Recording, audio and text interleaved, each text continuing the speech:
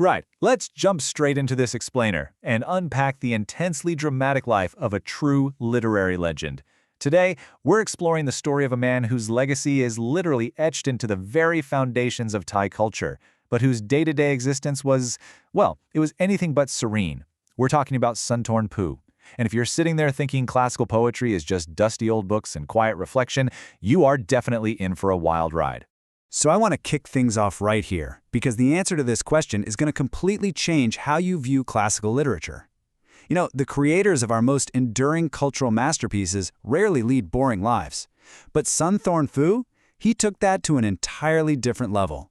His journey is an absolute masterclass in how extreme human flaws and unparalleled creative genius can somehow exist in the exact same person. Section 1. Thailand's greatest literary star. To really get his art, we absolutely have to rewind and look at his history. His birth in 1786 coincided with the very founding of Bangkok as the Thai capital. So just 4 years into the Rattanakosin kingdom, he was essentially a child of this brand new, super dynamic era. And calling him the Shakespeare of Thailand, it really isn't an exaggeration. His words shaped the modern Thai language, and his epic stories are deeply ingrained in the culture today. But as we're going to see, that title also perfectly fits the sheer theatrical drama of his own life. And this right here is the ultimate paradox of the man.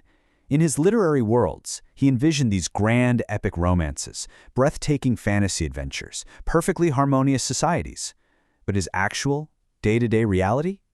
We're talking severe alcoholism, multiple messy divorces, actual prison time, and devastating royal disgrace. He was dreaming up these perfectly beautiful fantasy realms while living in absolute, undeniable personal chaos.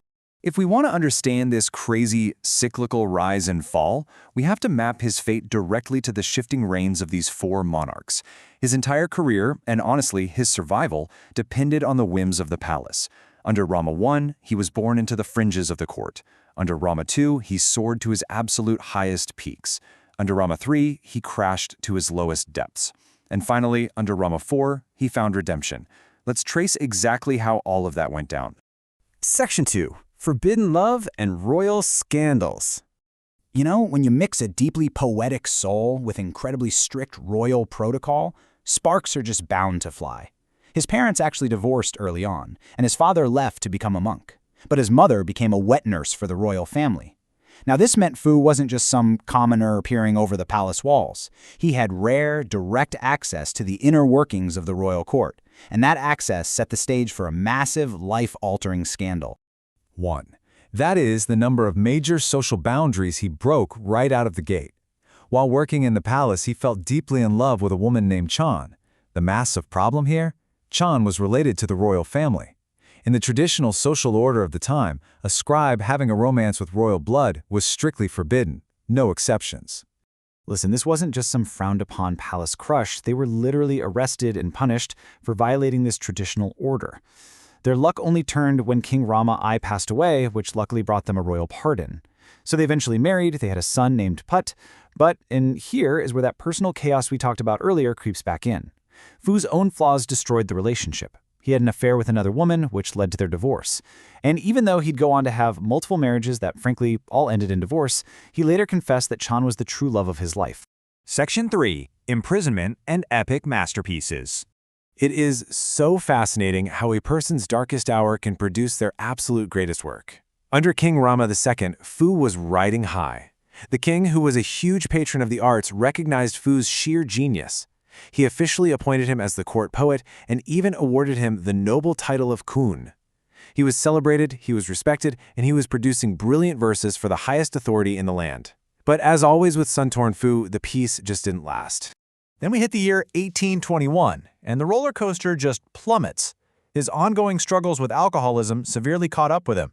He got into a massive drunken brawl, and this just wasn't something the court could overlook. That fight landed the great, noble court poet straight into a grim prison cell. But here's the kicker. Instead of just giving up and letting the confines of a cell destroy him, he used this time with intense focus. He started writing an incredible catalog of genre-spanning masterpieces, from the travel and romance of his famous Nirat Mueang Klaeng, which he actually wrote earlier for his fiancée Chan, to the later Nirat Phukhao Thong, detailing his historical journey to the Golden Mountain. But the most important piece born from this dark era was his absolute masterwork. He literally started writing Phra Aphai Mani, this incredible, sweeping, epic saga, from behind bars. Just think about that for a second. Confined to a dark cell, he envisioned this massive, colorful world featuring a Byronic hero, romantic escapades, and magical adventures. And what's really amazing is that he essentially serialized it. He published it in installments over the next 20 years just to earn money.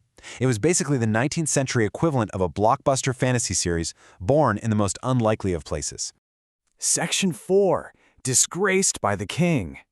Okay, so under King Rama III, this cycle of chaos culminated in just the ultimate blunder. Phu made a massive miscalculation. The king wrote a poem, and Phu, perhaps a little too confident in his own literary superiority, publicly corrected the monarch's verses. Yeah, you simply do not do that. As a direct result of this massive public embarrassment, the king stripped him of his noble title as punishment.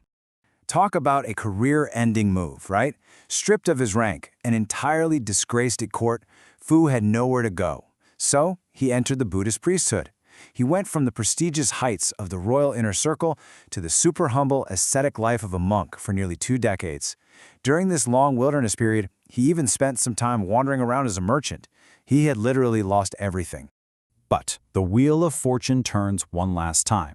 When King Rama IV took power, Phu found this incredible redemption. He was brought into the service of the viceroy, Mueang Klaeng, and appointed as the head of the royal scribes department for the front palace. He was even awarded the elevated noble title of Phra. He had finally reclaimed his status, ending his days in honor before passing away in 1855 at a house by a canal in Bangkok. Section 5. The Poet's Eternal Legacy. So why does all of this dramatic history, the affairs, the brawls, the royal missteps, why does it actually matter to us today? Well, in 1986, exactly 200 years after his birth, UNESCO officially validated his global importance by honoring him as a great world poet. He isn't just some local historical figure. His contributions to literature operate on a truly global, universally recognized scale. And his creations have totally transcended just poetry. Thailand celebrates Sunthorn Phu Day every single year on June 26th. If you ever visit the beaches of Koh Samet, you'll find these towering statues of Prince Aphai Mani and the mermaid from his epic tales. His work even inspired Thailand's very first cel-animated feature film in 1979, The Adventure of Sutsakorn, and he continues to pop up as a character in massive modern TV hits like Love Destiny. His imagination literally built the foundation for modern Thai pop culture.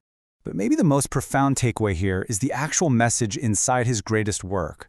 Despite his own intensely chaotic life, despite all his personal failings, his alcoholism and his time rotting in a prison cell, his ultimate vision for the world, penned in Phra Aphai Mani, was one of profound unity.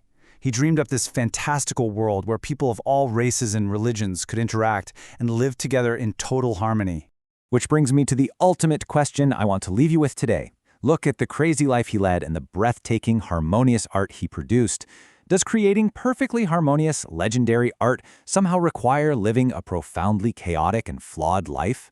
Do you think we would even have this Shakespeare of Thailand without the scandals, the heartbreak, the prison time, and all that pain? Thanks so much for exploring the incredible life of Sunthorn Phu with me. Keep asking questions, and I'll see you in the next explainer.